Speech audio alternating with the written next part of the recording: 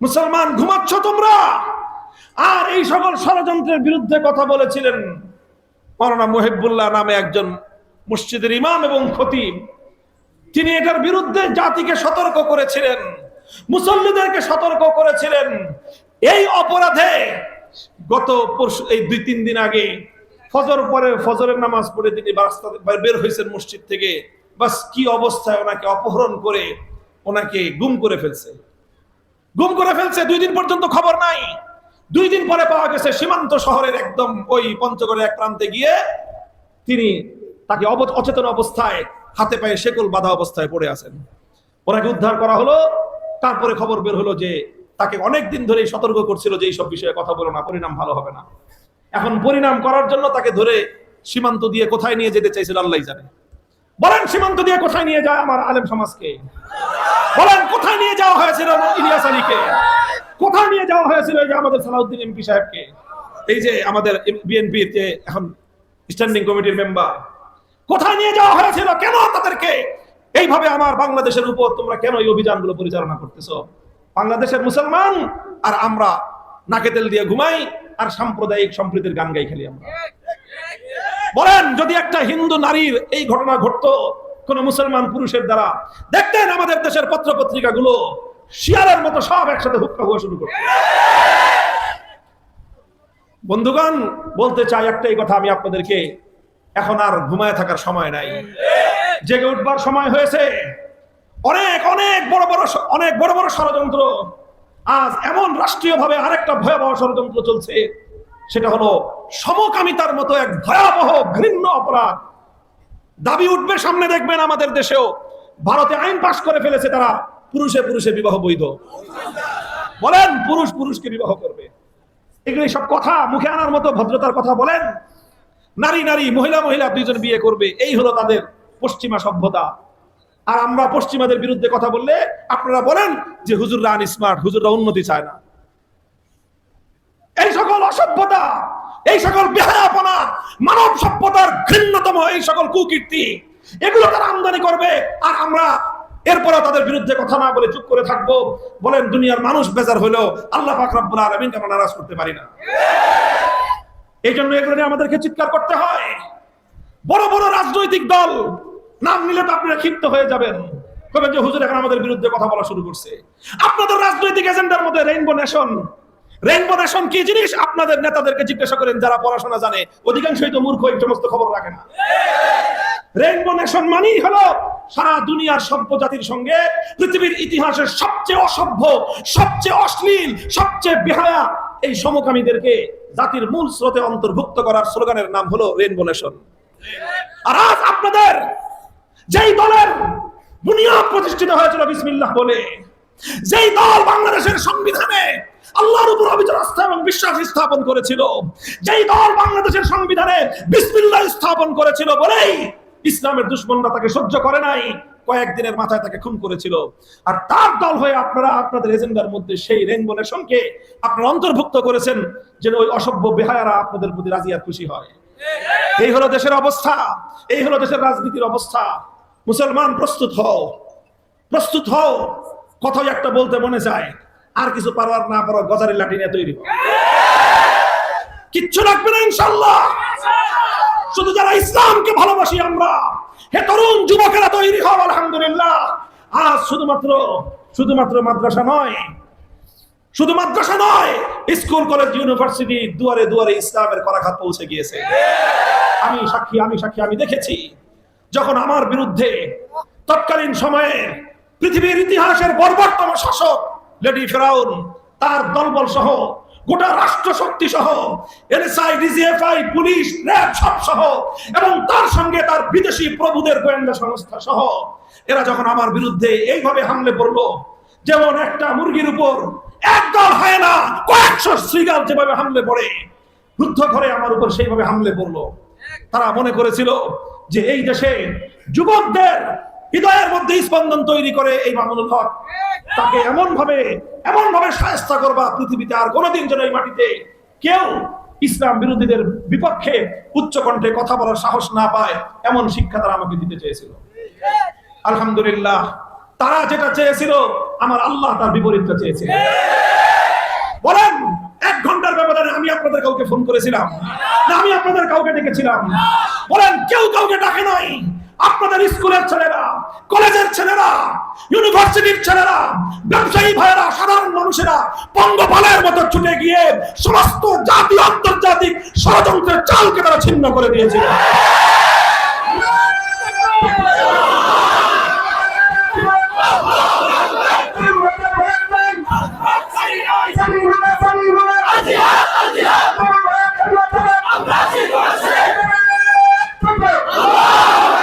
মুহতারাম হাজিরিন, আল-ইয়াওমা আকমালতু লাকুম দীনাকুম ওয়া আতমামতু আলাইকুম নি'মাতি ওয়া রাদিতু লাকুমুল ইসলাম দীনা। আল্লাহ বলেছেন আমি ইসলামকে পরিপূর্ণ করে দিয়েছি। পৃথিবীতে একমাত্র জীবন ব্যবস্থা ইসলাম, যেটা পরিপূর্ণ, যার মধ্যে আর কোনো কিছুর প্রয়োজন নেই। আল্লাহ পাক রব্বুল আলামিন এমন ভাবে ইসলামকে পরিপূর্ণতা দান করেছেন যে কিয়ামত পর্যন্ত তাম পৃথিবীর যত মানুষ এসেছে, যত মানুষ আসবে, যত রঙের, যত ভাষার, যত বর্ণের, যত গোত্রের, যত রকম মানুষ, এই সকল মানুষের যত ধরনের সমস্যা, দুনিয়ার সমস্যা, আখিরাতের সমস্যা, অর্থনৈতিক সমস্যা, রাজনৈতিক সমস্যা, পারিবারিক সমস্যা, ব্যক্তিগত সমস্যা, তাদের প্রফেশনাল সমস্যা, সব সমস্যার সর্বোত্তম সমাধান দিয়েই আল্লাহ পাক রব্বুল আলামিন কোরআন নাজিল করেছেন এবং ইসলামকে দুনিয়ার মানব জাতির মুক্তির সনদ হিসেবে আল্লাহ পাক দান করেছেন। মুহতারাম হাজিরিন, ইসলামের পরিপূর্ণতার দিক কত বিস্তৃত আলোচনা করা এক মাহফিলে সম্ভব নয়। আমি আজকে মুসলমানদের, আমাদের মধ্যে এক ধরনের ইসলাম সম্পর্কে উদাসীনতা, ইসলাম সম্পর্কে উদাসীনতা আজকে আমাদের চরম পর্যায়ে পৌঁছে গিয়েছে। এই উদাসীনতা যদি আমরা দূর করতে না পারি, ভালো করে মনে রাখেন, ইসলাম সম্পর্কে আমাদের উদাসীনতা আমাদের মধ্যে তৈরি হয়েছে। আল্লাহর কোরআন সম্পর্কে মুসলমানদের মধ্যে উদাসীনতা ব্যাপকতা লাভ করেছে। মুসলিম জাতি, আমাদের এই বাংলাদেশের মুসলমানরা যদি ইসলামের ব্যাপারে, আল্লাহর কোরআনের ব্যাপারে এই উদাসীনতা সংশোধন না করে, ইসলাম এবং কোরআনের অভিশাপ লাগবে, ধ্বংস হয়ে যাবে জাতি। মুহতারাম হাজিরিন, বলবেন হুজুর কি উদাসীনতা? দেখেন, ইসলাম আলহামদুলিল্লাহ উদারতার ধর্ম। হুজুর বললেন অনেক কথা, বাস্তবিক পক্ষেই শেখ আবুল হাসান আলী নদভী রহমতুল্লাহ আলাইহির আজাল্লে খলিফা, ওনার খুবই ঘনিষ্ঠ ছাত্র এবং বর্তমান পৃথিবীতে দাইয়ে ইসলাম, ইসলামের দাওয়াত দানকারী হিসেবে যার উপাধি, শেখ কলিম সিদ্দিকী হাফিজাহুল্লাহ, একজন অমুসলিমকে দাওয়াত দিয়ে ইসলাম গ্রহণ করার অপরাধে ওনার নামে এটাকে মিথ্যা মামলা সাজায় হিন্দুত্ববাদী মোদী সরকার ওনার বিরুদ্ধে মামলা দিয়ে রায় করে এখন উনি ভারতের কারাগারে বন্দী। অপরাধ কি? অপরাধ হলো তিনি একজন জাহান্নামের পথগামী মানুষকে, চিরস্থায়ী জাহান্নামের আগুনের দিকে ধাবিত একজন মানুষকে জাহান্নাম থেকে মুক্ত করে জান্নাতের পথে পরিচালিত করেছেন। এই অপরাধ, বন্ধুগণ, দুনিয়াতে ইসলাম এত সহজেই বিস্তার লাভ করে নাই। শাইখুল হাদিস আল্লামা আজিজুল হক রহমতুল্লাহ আলাইহি আমার আব্বাজান বলতেন একটা কথা আক্ষেপ করে, যে আজ আমরা বাংলাদেশে ঘরে ঘরে বসে ইসলাম পেয়েছি, ইসলাম তো বাংলাদেশে আসে নাই। আল্লাহর কোরআন বাংলাদেশে নাজিল হয়েছে, আল্লাহর নবী মুহাম্মদ সাল্লাল্লাহু আলাইহি ওয়াসাল্লাম বাংলাদেশে প্রেরিত হয়েছিলেন। তিনি আসছিলেন কোথায়? সোনার মক্কায়। হিজরত করছেন মদিনায়, মক্কা মদিনা, সেখানে তিনি জন্ম নিয়েছেন, সেখানে তিনি মৃত্যুবরণ করেছেন। কোরআন নাজিল হয়েছে আরব দেশে, সেই আরব দেশ থেকে বাংলাদেশ ৬০০০ কিলোমিটার দূরত্ব। এই ৬০০০ কিলোমিটার পথ পাড়ি দিয়ে ইসলাম আমার কাছে, আপনার কাছে কিভাবে এসেছে? কিভাবে এসেছে? তারপরে তিনি বলতেন কিভাবে এসেছে। অনেকে আমরা মনে করি যে বর্ষার মৌসুমে কচুরি পানা ভাইসে আসে, আসে না? একেবারে খাল বিল ভরে ঘরের পুকুর পর্যন্ত একেবারে কচুরি পানা দিয়ে ভরে যায়। তাকায় তাকায় দেখি যে এত কচুরি পানা আসলো কোত্থেকে? পানির স্রোতে ভেসে আসছে, এক দেশ থেকে আরেক দেশে কচুরি পানা ভেসে চলে যায়। হ্যাঁ, কচুরি পানা ভাসার জন্য নদীর পানির প্রয়োজন হয়। কচুরি পানা এক দেশ থেকে আরেক দেশে যাওয়ার জন্য নদীর স্রোতের প্রয়োজন হয়। ইসলামও ভেসে এসেছে, তবে দরিয়ার পানির উপর ভেসে আসে নাই, নদীর স্রোতে ইসলাম ভেসে আসে নাই। ইসলাম এসেছে আল্লাহর দ্বীনের জন্য আত্মত্যাগকারী, শাহাদাত বরণকারী দুনিয়ার মুসলমানদের রক্তের স্রোত পেয়ে ৬০০০ মাইল দূর পর্যন্ত ইসলাম এসেছে। রক্তের স্রোত বহপ্রবাহ করতে হয়েছে। ইতিহাস খুলেন, আল্লাহ নবীর সাহাবায়ে কেরাম রক্ত দিয়েছেন, যুগে যুগে বড় বড় আলেমরা রক্ত দিয়েছেন। রাতের অন্ধকারে চোখের অশ্রু দিতেন, দিনের বেলায় দিনের আলোতে বুকের রক্ত দিতেন। সেই রক্তের স্রোত বেয়ে ইসলাম দুনিয়াতে প্রতিষ্ঠা লাভ করেছে। এই যে জামিয়াতুশ শরফ, জামিয়াতুশ শরফ নাম তো রেখেছেন। এই জামিয়াতুশ শরফ নাম কেন করণ করা হয়েছে আপনারা জানেন? সোনারগাঁয়ের মানুষ, আপনারা সোনার মাটির মানুষ। এই মাটি স্বর্ণ, কারণ এখানে শরফুদ্দিন আবু তাওয়ামা এসেছিলেন। এই যে শরফুদ্দিন আবু তাওয়ামা আসলেন, কোত্থেকে আসলেন, কোথায় তার জন্ম, তিনি কোথায় আসলেন? এখানে শুয়ে আছেন মাটিতে। এখানে না তার জন্ম, এখানে না তার আপনজন, এখানে না তার বাড়ি ছিল, না এখানে তার ঘর ছিল। তিনি কোত্থেকে আসছেন, কেন এসেছিলেন? এখানকার আপনাদের এই সোনারগাঁয়ের মাটি থেকে খনির সোনা নিয়ে যাওয়ার জন্য আসেন নাই, বরং তিনি এসেছিলেন এই মাটিতে স্বর্ণ বিতরণ করবার জন্য। এটা ওই খনির স্বর্ণ নয়, যে স্বর্ণ দিয়ে মানুষ অলংকার বানায়, যেই স্বর্ণ দিয়ে স্বর্ণ মুদ্রা বানায়, বরং এটা ওই স্বর্ণ যেই স্বর্ণ হেরার গুহায় নাজিল হয়েছিল। এটা সেই স্বর্ণ যেই স্বর্ণ আল্লাহর পক্ষ থেকে ওহীর মাধ্যমে সরওয়ারে কায়নাত নবী আরবীর উপর নাজিল হয়েছিল, যেই স্বর্ণ तमाम পৃথিবীটাকে সোনার মানুষে পরিণত করেছিল।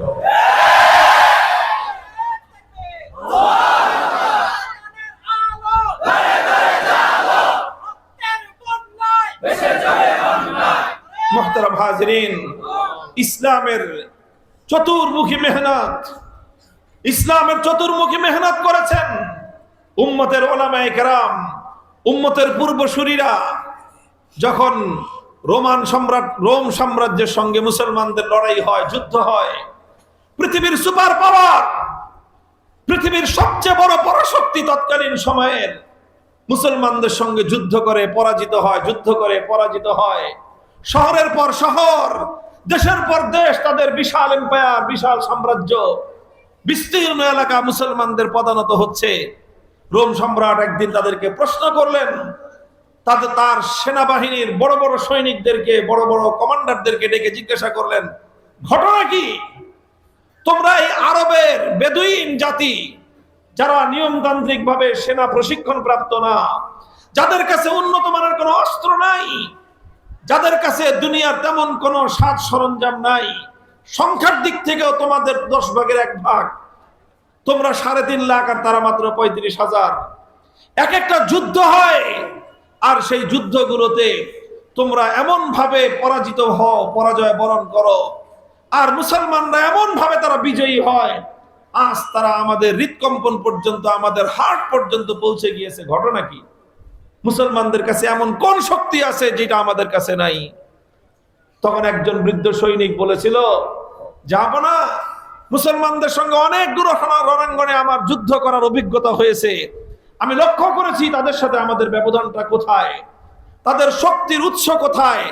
আমরা সেই শক্তির উৎস খুঁজবার চেষ্টা করেছি।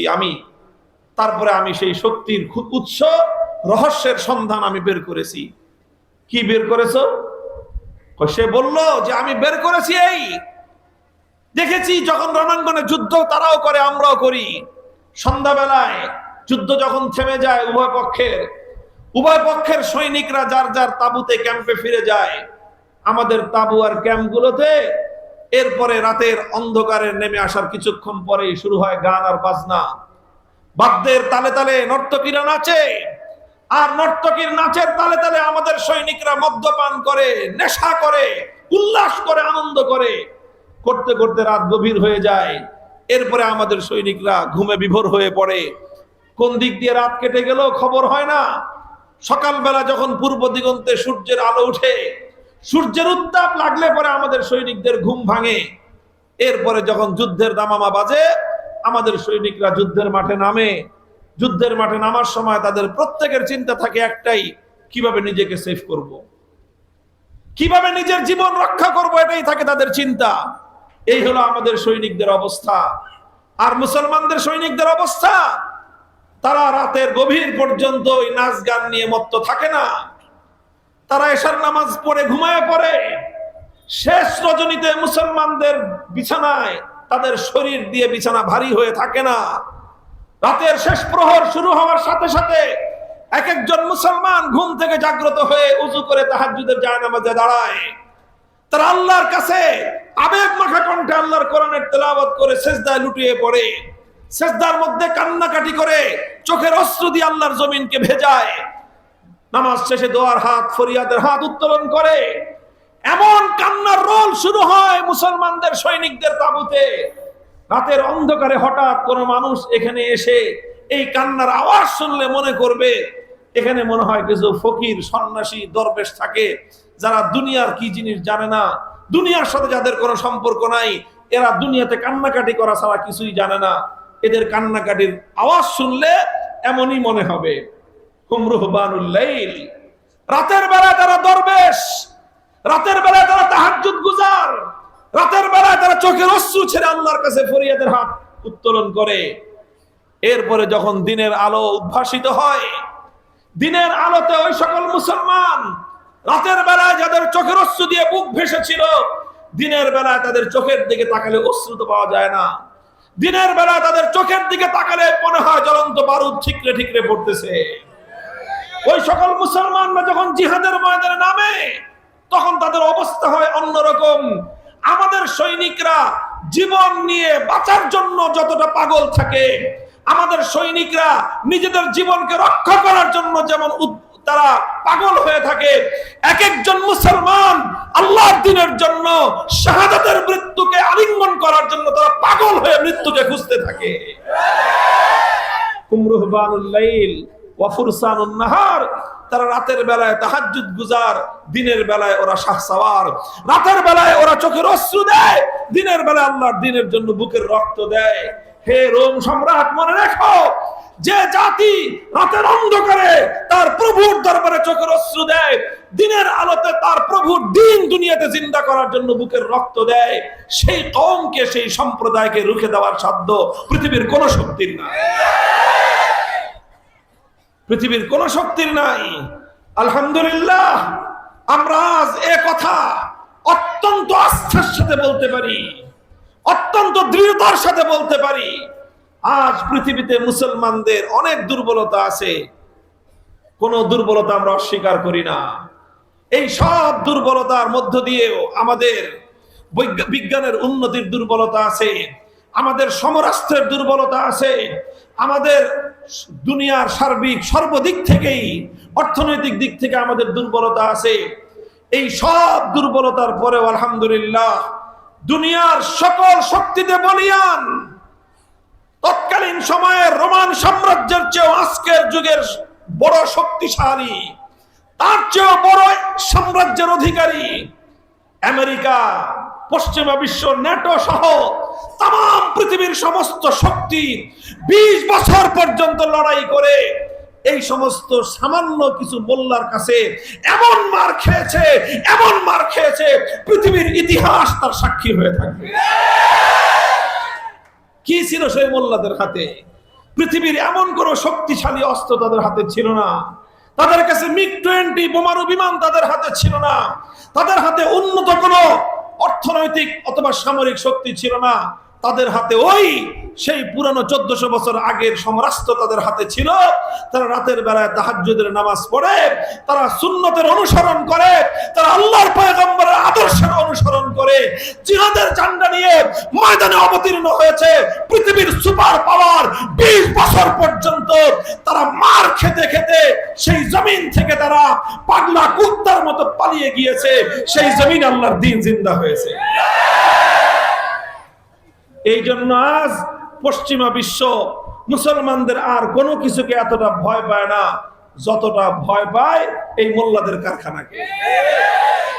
ওদের এত আশঙ্কা নাই অন্য কোনো কিছু নিয়ে। মুসলমানরা অর্থনৈতিকভাবে উন্নত করো, ওদের এত টেনশন নাই। মুসলমানরা বড় বড় রাষ্ট্র তৈরি করো, ওদের এত টেনশন নাই। মুসলমানদের বড় বড় রাজনৈতিক নেতা, রাজনৈতিক দল হোক, ওদের এত টেনশন নাই। ওদের এত টেনশন হলো শুধু একটা জিনিস নিয়ে, যে ব্যাংকের ছাতার মতো খালি মাদ্রাসা হইতেছে কেন।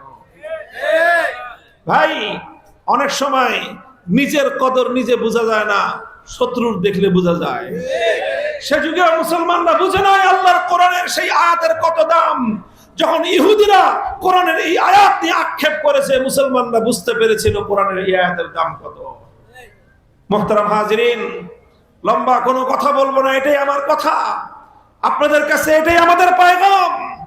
আলহামদুলিল্লাহ, প্রস্তুতি গ্রহণ করেন, ইনশাআল্লাহ দুনিয়া জুড়ে ইসলামের বিজয় আসতেছে। ইসলামের যে বিজয়ের ভিত রচিত হয়ে গেছে, এটাই হবে ইসলামের চূড়ান্ত বিজয়ের ভিত। এখন থেকে মুসলমানরা শুধু সামনে আগাবে। আল্লাহর কসম খেয়ে বলতে পারি, মুসলমানদের আর পশ্চাৎপদ হওয়ার কোনো সময় আসবে না ইনশাআল্লাহ। আল্লাহ নাগজুহুম ওয়া লা ইয়াগজুনানা, আল্লাহ নাগজুহুম ওয়া লা ইয়াগজুনানা। আল্লাহর নবী যখন খন্দকের যুদ্ধে, যখন আহজাবের যুদ্ধে বিশাল বাহিনী নিয়ে এসেছিল মক্কার কুরাইশের নেতৃত্বে, আরবের সম্মিলিত বাহিনী তারা গঠন করেছিল। আরব দেশে যত যোদ্ধা জাতি বসবাস করত, সমস্ত যোদ্ধা জাতিকে একত্রিত করে মুশরিক ইহুদি ভিতরে বাইরে সব শক্তি ঐক্যবদ্ধ হয়ে মদিনার উপর হামলা চালানোর জন্য এসেছিল 15,000-এর বিশাল এক বাহিনী নিয়ে। নবী আকরাম সাল্লাল্লাহু আলাইহি ওয়াসাল্লাম 3,000 সাহাবায়ে কেরামকে নিয়ে 1 মাস পর্যন্ত মদিনার পশ্চিম থেকে পূর্ব প্রান্ত পর্যন্ত 3.5 মাইল লম্বা এলাকা খাল খনন করেছিলেন। এটা কি মাটির খাল না, আমাদের দেশের মতো মাটি না, সেই দেশে পাথরের জমিন। সেই পাথরের জমিন 5 গজ অর্থাৎ 10 হাত চওড়া, 10 হাত গভীর, 3.5 মাইল লম্বা বিশাল খাল খনন করেছিলেন। 3,000 মানুষ নিয়ে আল্লাহর নবী রাত দিন 24 ঘন্টা মাটি খনন করেছেন। সাহাবায়ে কেরাম দিনমজুর ছিলেন, তারা অধিকাংশ দরিদ্র ছিলেন, গরিব ছিলেন, অসহায় ছিলেন। তারা অনেকে এমন ছিলেন মিনতিগিরি করে দিন গুজরান করতেন, মানুষের বোঝা বহন করে সংসার লালন পালন করতেন। এখন 1 মাস ধরে জিহাদের ময়দানে কাজ করতেছেন, কামাই বন্ধ, রুটি রোজগার বন্ধ, ঘরের চুলায় আগুন ধরে না, খাওয়ার কোনো ব্যবস্থা নাই। কি করবেন সাহাবায়ে কেরাম? শত্রু আসতেছে, শত্রুরা এসে পৌঁছার আগে আগে খাল খনন করে শেষ করতে হবে। রাত নাই দিন নাই, এভাবেই খাল খনন করেছেন। অভাবের তাড়নায় এক একজন পেট খালি হয়ে গেছে। 3 দিন পর্যন্ত না খেয়ে থাকলে একটা মানুষের পেটে কি অবস্থা হয় বলেন? পেট যখন একেবারে পিঠের সাথে গিয়ে লাগছে, এখন তো আর দাঁড়ায় থাকতে পারেন না, পেটের মধ্যে পাথর বাঁধছেন, পেটের মধ্যে পাথর বেঁধেছেন তারা। অনেকে মনে করে যে এগুলো আজগুবি কাহিনী, গল্প, পেটে পাথর বাঁধলে লাভ কি? ক্ষুধা লাগছে পেটের ভিতরে, উপরে যে পেটে পাথর বাঁধলে লাভ কি? শাইখুল হাদিস রাহমাতুল্লাহি আলাইহি বলতেন, আরে দুনিয়ার বেকুব মানুষেরা যারা শুধুমাত্র নিজের ক্ষুদ্র জ্ঞান দিয়ে ইসলামকে পরিমাপ করতে চাও, তোমাদের মাথায় বুঝে আসবে না কেন পেটের ভিতরে ক্ষুধা থাকলে সাহাবায়ে কেরাম পেটের উপর দিয়ে পাথর কেন বেঁধেছিলেন। পেটের উপর পাথর বেঁধেছিলেন আরে খাবারের ক্ষুধার যন্ত্রণা নিবারণ করার জন্য না। ক্ষুধার যন্ত্রণা আছে তো কি হয়েছে, দিনের জন্য তো কাজ করতে হবে। এখন দিনের জন্য কাজ করবেন কেমনে? পেট পিঠের সাথে গিয়ে লাগলে পিঠ বাঁকা হয়ে আসে, পিঠ বাঁকা হলে মাটি কাটা যায় না, মাটি উঠানো যায় না। পিঠটা যেন সোজা থাকে, এই জন্য খালি পেটের মধ্যে খাবার দিতে পারেন নাই, তো পাথর উঠে ঠেক দিয়েছেন যেন পিঠটা সোজা থাকে। পেটের মধ্যে পাথর বেঁধেছেন ঠেক দিয়ে পিঠটা সোজা রাখার জন্য, যাতে আরে ক্ষুধার তাড়না থাকুক কিন্তু ইসলামের জন্য আমি কাজ থেকে যেন আমি পিছপা হয়ে যাই। সাহাবায়ে কেরাম শেষ পর্যন্ত ক্ষুধার যন্ত্রণা যখন সহ্য করতে পারেন না, কেউ কেউ গেলেন আল্লাহর নবীর কাছে, যে নবীকে অন্তত দেখাই, নবী দেখুক যে আমরা দিনের জন্য কষ্ট করতেছি, নবীজি আল্লাহর কাছে আমাদের জন্য সাক্ষী দিবেন। ওনারা পেটের কাপড় উঠায় দেখায়, যে হুজুর আমাদের পেটে একটা একটা করে পাথর বাঁধা। আমার নবী, দিনের নবী নিজের এই প্রিয় সহচরদেরকে, সাহাবীদেরকে কি বলে সান্ত্বনা দিবেন বলেন? কি সান্ত্বনা দেওয়ার মতো আছে? কোনো ফান্ড নাই যে খাবারের ব্যবস্থা করবেন। আল্লাহ নবী শেষ পর্যন্ত সাহাবীদেরকে সান্ত্বনা দেওয়ার জন্য নিজের হালাত তাদেরকে দেখালেন। আল্লাহ নবী নিজেও নিজের পেটের উপর থেকে চাদর যখন তুলে ফেললেন, সাহাবায়ে কেরাম সেই দৃশ্য দেখে কেউ চোখের পানি সংবরণ করতে পারেন নাই। যে এক একজন সাহাবী নিজেরা নিজেদের পেটকে ঠেকা দেওয়ার জন্য একটা করে পাথর বেঁধেছেন, আর আল্লাহর নবী সাইয়্যিদুল কাউনাইন মুহাম্মদ আরবি সাল্লাল্লাহু আলাইহি ওয়াসাল্লামের পেটের মধ্যে দুটো পাথর বাঁধা। ও মুসলমান, দ্বীন এবং ইসলাম এই 1400 বছর পরে 6000 মাইল দূরে বসে মাগনা মাগনা পেয়েছি বলে মূল্য নাই, দাম দেয় না। আজ আমার আর তোমার মেয়েকে এই ইসকনের ষড়যন্ত্রকারী শত্রুরা মুসলমানদের মেয়েদের গর্ভে তাদের হারামজাদা সৃষ্টি করার জন্য, জারদ সন্তান পয়দা করার জন্য তারা নানা রকম পদক্ষেপ নিচ্ছে। আমরা নাকে তেল দিয়ে ঘুমাই, আমরা নাকে তেল দিয়ে ঘুমাচ্ছি, আর আমাদের ঘর পর্যন্ত ষড়যন্ত্রের ওদের হাত পৌঁছে গেছে। বলেন, একটা জাতির কন্যার ইজ্জতের যদি হেফাজত না হয়, কোন বাড়ির কোন পুরুষের কোন ভাইয়ের বোন যদি নিরাপদে থাকতে না পারে, বোনের ইজ্জত নিয়ে যদি ছিনিমিনি খেলা হয়, কোন সন্তানের সামনে তার মায়ের যদি ইজ্জত নিয়ে টানাটানি করা হয়, ওই বাপ ওই ভাই আর ওই সন্তানের বেঁচে থাকার চেয়ে মরে যাওয়া হাজার শ্রেয়।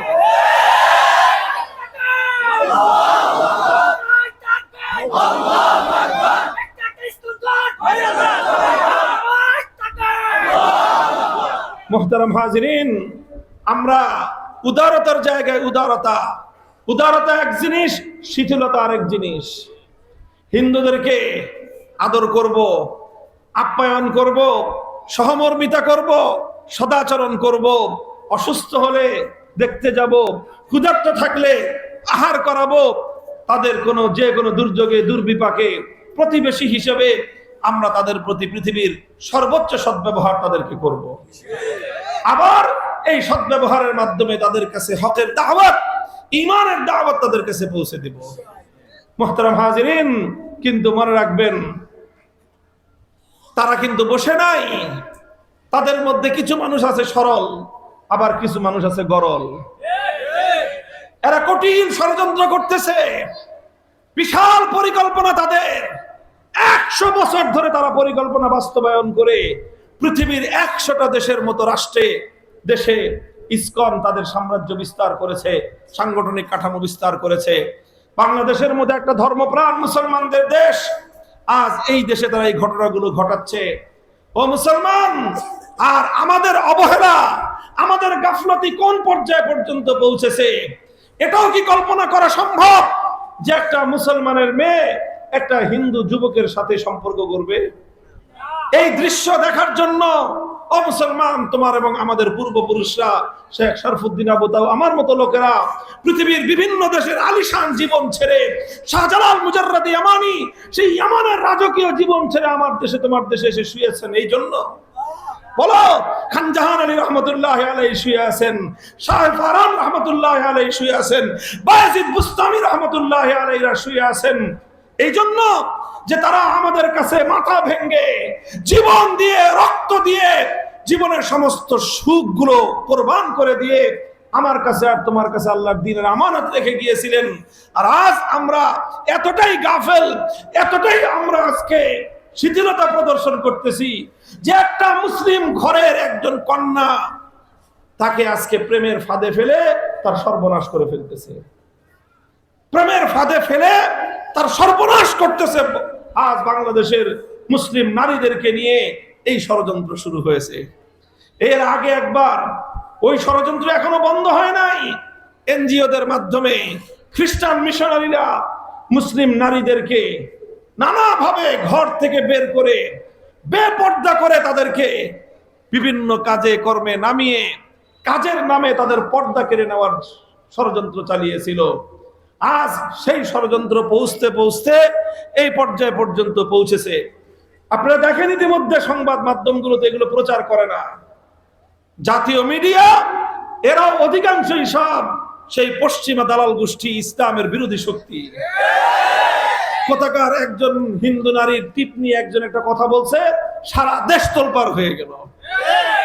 এক হিন্দু টিচার অন্যায় করেছে, অপরাধ করেছে, সে তার বিরুদ্ধে এলাকার মানুষ কিছু একটা করেছে, বাস সারা দেশের নাস্তিক পাড়া, মিডিয়ার শয়তানেরা সব তার বিরুদ্ধে উঠে পড়ে লেগে গেল। মনে হয় বাংলাদেশে হিন্দুদের বিরুদ্ধে মনে হয় একটা কারবালা হয়ে যাচ্ছে, এমন ভাব করে।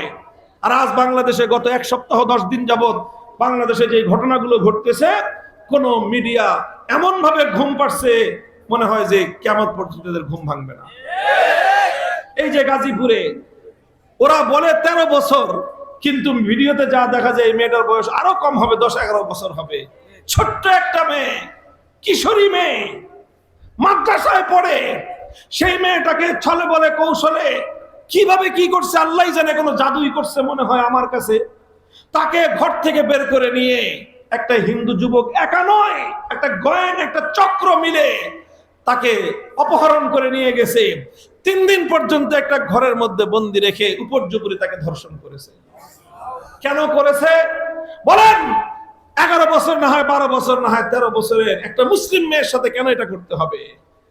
এটা তাদের একটা ষড়যন্ত্র, একটা অংশ। তারা চায় মুসলমান মেয়েদের গর্ভে ওরা ওদের নাপাক সন্তান জন্ম দিতে চায়।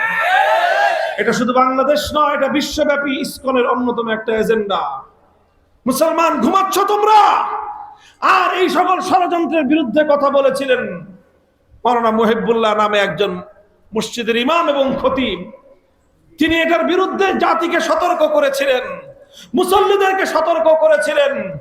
এই অপরাধে গত পরশু, এই 2-3 দিন আগে ফজর পরে, ফজরের নামাজ পড়ে তিনি রাস্তাতে বের হয়েছেন মসজিদ থেকে।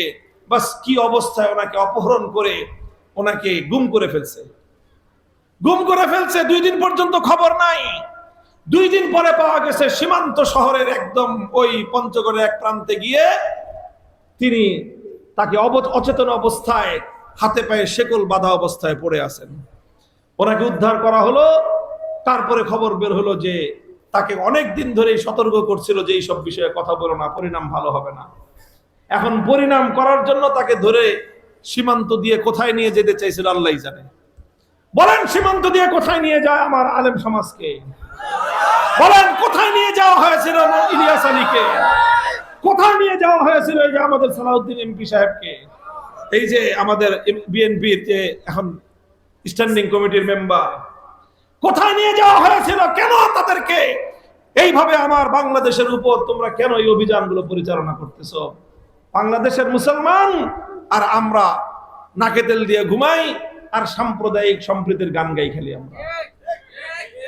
বলেন যদি একটা হিন্দু নারীর এই ঘটনা ঘটতো কোন মুসলমান পুরুষের দ্বারা, দেখতেন আমাদের দেশের পত্র পত্রিকা গুলো শিয়ালের মতো সব একসাথে হুক্কা হওয়া শুরু করত।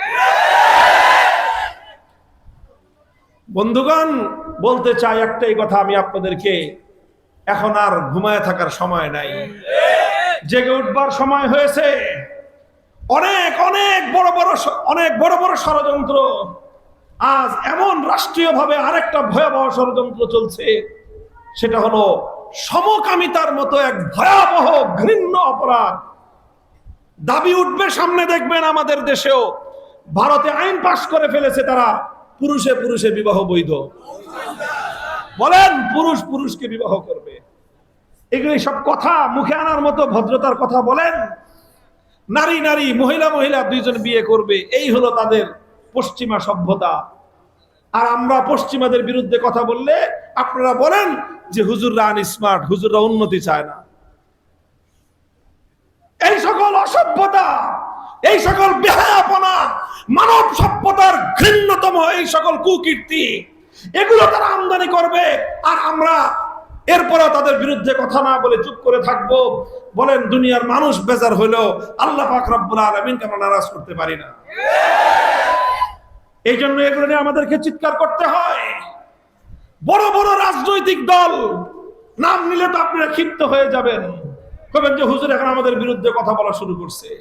আপনাদের রাজনৈতিক এজেন্ডার মধ্যে রেইনবো নেশন, রেইনবো নেশন কি জিনিস আপনাদের নেতাদেরকে জিজ্ঞাসা করেন, যারা পড়াশোনা জানে। অধিকাংশই তো মূর্খ, এই সমস্ত খবর রাখে না। রেইনবো নেশন মানেই হলো সারা দুনিয়ার সভ্য জাতির সঙ্গে পৃথিবীর ইতিহাসের সবচেয়ে অসভ্য, সবচেয়ে অশ্লীল, সবচেয়ে বেহায়া এই সমকামীদেরকে জাতির মূল স্রোতে অন্তর্ভুক্ত করার স্লোগানের নাম হলো রেইনবো নেশন। আর আজ আপনাদের যেই দলের বুনিয়াদ প্রতিষ্ঠিত হয়েছিল বিসমিল্লাহ বলে, যেই দল বাংলাদেশের সংবিধানে আল্লাহর উপর অবিচল আস্থা এবং বিশ্বাস স্থাপন করেছিল, যেই দল বাংলাদেশের সংবিধানে বিসমিল্লাহ স্থাপন করেছিল বলেই ইসলামের দুশমনরা তাকে সহ্য করে নাই, কয়েকদিনের মাথায় তাকে খুন করেছিল। আর তার দল হয়ে আপনারা আপনাদের এজেন্ডার মধ্যে সেই রেইনবো নেশনকে আপনারা অন্তর্ভুক্ত করেছেন, যেন ওই অসভ্য বেহায়ারা আপনাদের প্রতি রাজি আর খুশি হয়। এই হলো দেশের অবস্থা, এই হলো দেশের রাজনীতির অবস্থা। মুসলমান প্রস্তুত হও, প্রস্তুত হও। কথাই একটা বলতে মনে চায়, আর কিছু পারো আর না পারো, গজারের লাঠি নিয়ে তৈরি হও। কিচ্ছু লাগবে না ইনশাআল্লাহ। শুধু যারা ইসলামকে ভালোবাসি আমরা, হে তরুণ যুবকেরা তৈরি হও। আলহামদুলিল্লাহ, আজ শুধুমাত্র মাদ্রাসা নয়, শুধু মাদ্রাসা নয়, স্কুল কলেজ ইউনিভার্সিটি দুয়ারে দুয়ারে ইসলামের করাঘাত পৌঁছে গিয়েছে। আমি সাক্ষী, আমি দেখেছি যখন আমার বিরুদ্ধে তৎকালীন সময়ে পৃথিবীর ইতিহাসের বর্বরতম শাসক লেডি ফেরাউন তার দলবল সহ, গোটা রাষ্ট্র শক্তি সহ, এনএসআই, ডিজিএফআই, পুলিশ, র্যাব সব সহ, এবং তার সঙ্গে তার বিদেশি প্রভুদের গোয়েন্দা সংস্থা সহ, এরা যখন আমার বিরুদ্ধে এইভাবে হামলে পড়লো, যেমন একটা মুরগির উপর একদল হায়না কয়েকশো শ্রীগাল যেভাবে হামলে পড়ে, রুদ্ধ ঘরে আমার উপর সেইভাবে হামলে পড়লো। তারা মনে করেছিল যে এই দেশে যুবকদের হৃদয়ের মধ্যে স্পন্দন তৈরি করে এই মামুনুল হক, তাকে এমন ভাবে শায়েস্তা করবা, পৃথিবীতে আর কোনোদিন যেন এই মাটিতে কেউ ইসলাম বিরোধীদের বিপক্ষে উচ্চ কণ্ঠে কথা বলার সাহস না পায়, এমন শিক্ষা তারা আমাকে দিতে চেয়েছিল। আলহামদুলিল্লাহ, তারা যেটা চেয়েছিল আমার আল্লাহ তার বিপরীতটা চেয়েছিল। বলেন, 1 ঘন্টার ব্যবধানে আমি আপনাদের কাউকে ফোন করেছিলাম না আমি আপনাদের কাউকে ডেকেছিলাম? বলেন, কেউ কাউকে ডাকে নাই। আপনাদের স্কুলের ছেলেরা, কলেজের ছেলেরা, ইউনিভার্সিটির ছেলেরা, ব্যবসায়ী ভাইয়েরা, সাধারণ মানুষেরা পঙ্গপালের মতো ছুটে গিয়ে সমস্ত জাতীয় আন্তর্জাতিক ষড়যন্ত্রের চালকে তারা ছিন্ন করে দিয়েছিল।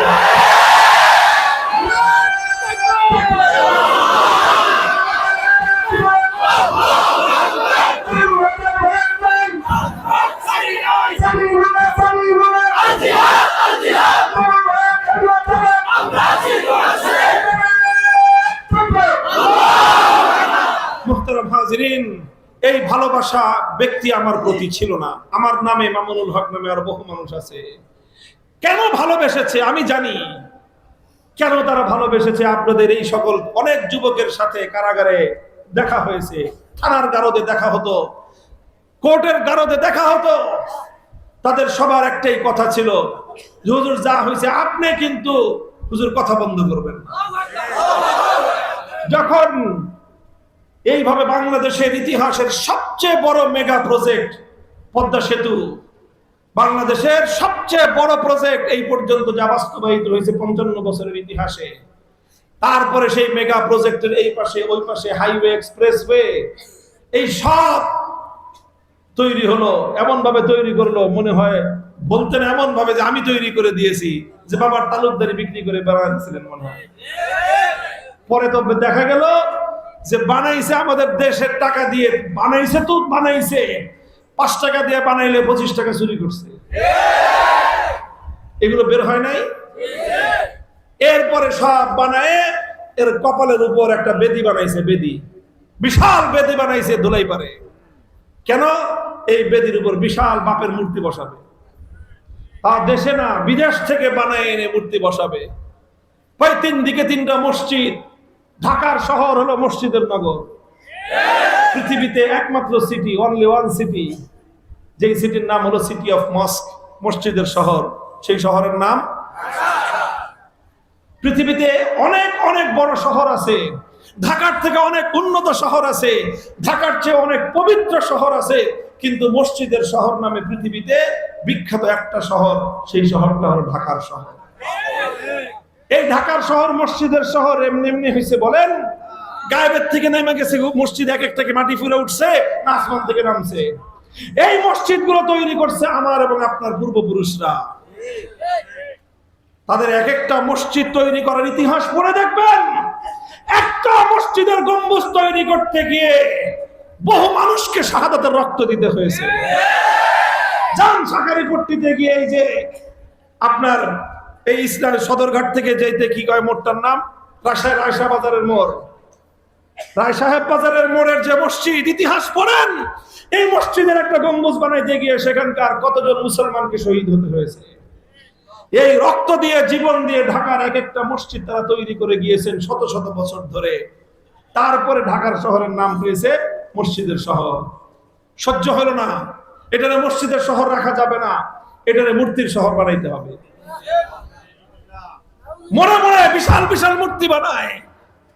আমরা নিষেধ করলাম মূর্তি বানায়েন না, খেপে গেলেন আমার উপরে যে মূর্তির বিরুদ্ধে কথা বলছি। আমি বলে ওনার কলজায় আঘাত দিছি। তোমার কলজার মধ্যে যদি মূর্তির প্রেম থাকে তো কলজাতে আঘাত লাগবেই।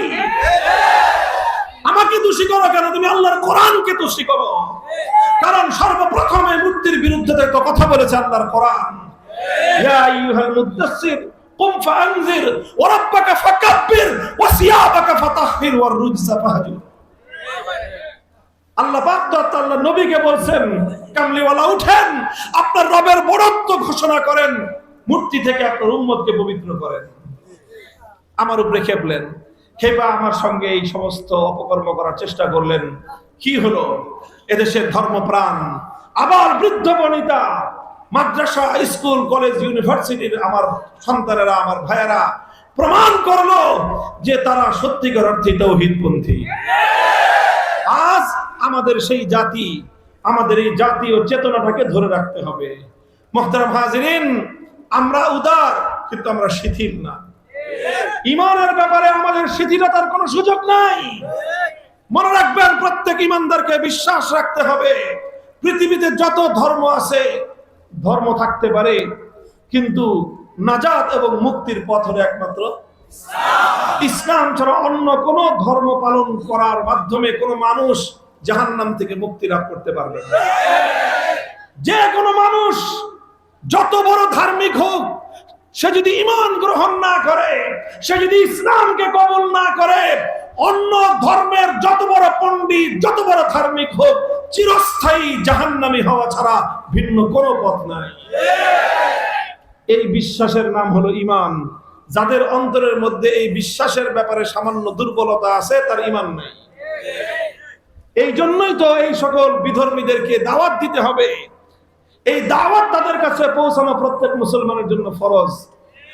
আপনার সাথে যদি কোনো হিন্দুর বন্ধুত্ব থাকে, আপনি তার সাথে সারা জীবন শুধু ব্যবসায়ী করলেন, কোনদিন তাকে এই কথাটা বললেন না যে তুই তো দোস্ত, তুই তো হিন্দু, তুই যদি হিন্দু ধর্মের উপর মরিস তাহলে কিন্তু জাহান্নাম থেকে কোনোদিনও মুক্তি পাবি না, অনন্তকাল নরকের আগুনে তোকে পুড়তে হবে। এই কথাটা যদি আপনি কোনোদিন হিন্দু আপনার দোস্তকে, বন্ধুকে, সহপাঠীকে, ব্যবসায়িক পার্টনারকে যদি না বলেন, আপনি তার সাথে সবচেয়ে বড় খেয়ানত করলেন। এই জন্য কিয়ামতের দিন আল্লাহর কাছে আপনাকে জবাব দিতে হবে। মুহতারাম হাজিরিন, আমি কথা লম্বা করব না, আমি আপনাদেরকে আখেরি পয়গাম দিয়ে যেতে চাই।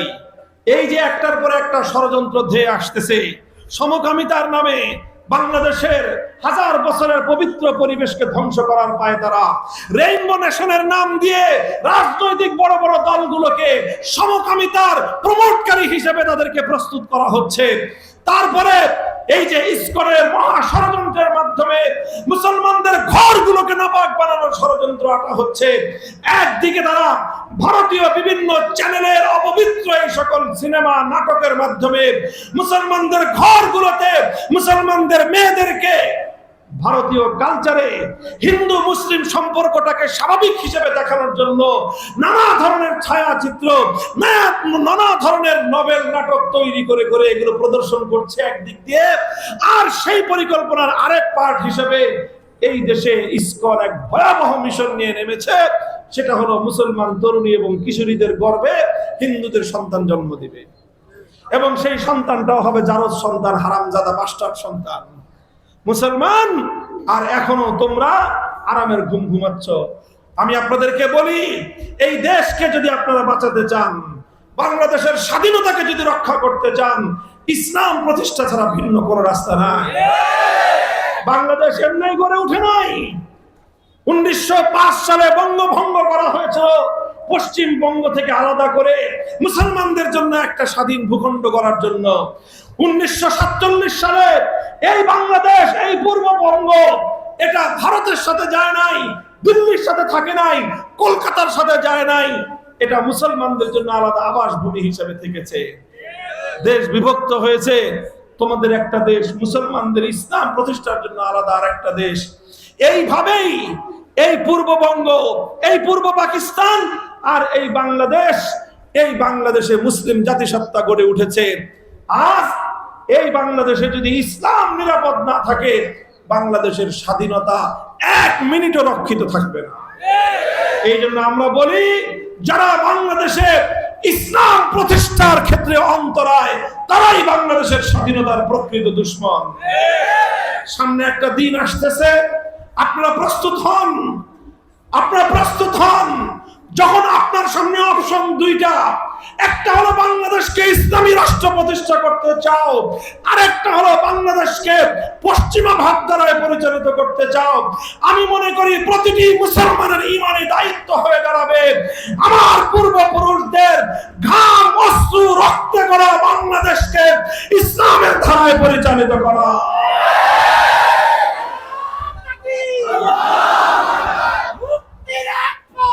ইসলামী খেলাফত, ইসলামী খেলাফত, মুসলিম রাজপথ, খেলাফতের বাংলাদেশ, ইসলামের বাংলাদেশ, মুহতারাম হাজিরিন, আমার কথা শেষ।